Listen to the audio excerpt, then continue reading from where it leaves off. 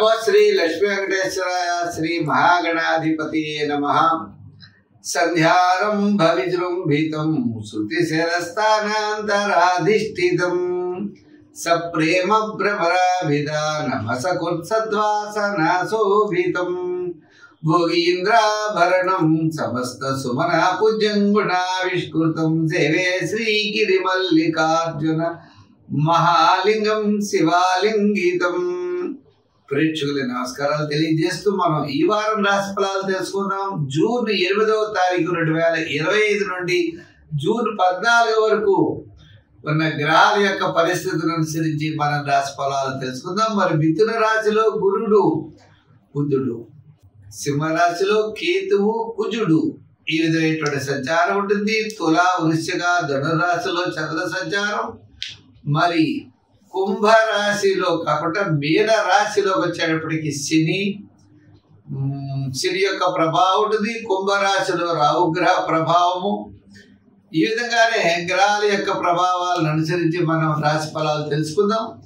మరి వృషభ రాశిలో రవి ఈ విధమైనటువంటి సంచారాలు ఈ వారం కనబడుతున్నాయి.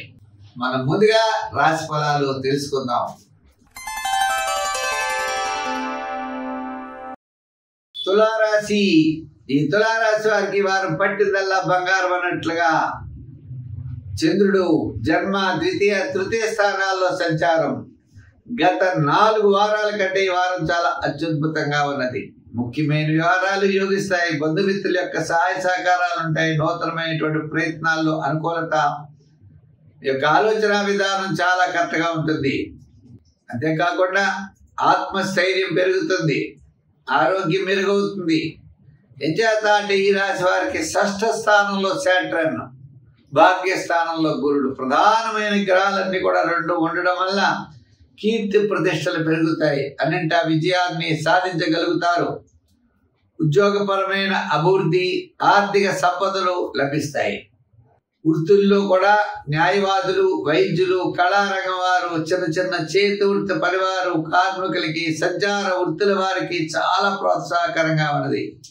వ్యాపార పరంగా ఫైనాన్స్, జనరల్, కిరాణా, మెడికల్, లోహ, యంత్ర, వాహన, చేతి వృత్తి పనివారు, కార్మికులకి ఈ విధంగా వ్యాపారపరమైనటువంటి ఆర్థిక పరమైన డెవలప్మెంట్స్ కనబడుతున్నాయి.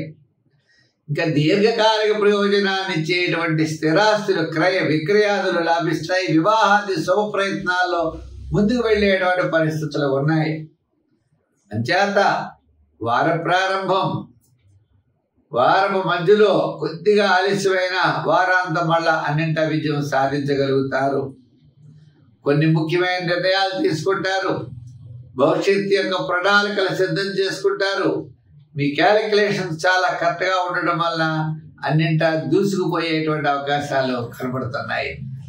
చేత ఈ వారం గత 4 వారాల కంటే అనుకూలంగా ఉన్నది. సంఖ్యల్లో 6, రంగుల్లో తెలుపు ఎక్కువగా వాడండి. ఆరాధనలో చేయవలసి వస్తే తప్పనిసరిగా అమ్మవారి యొక్క ఆరాధన చెయ్యండి.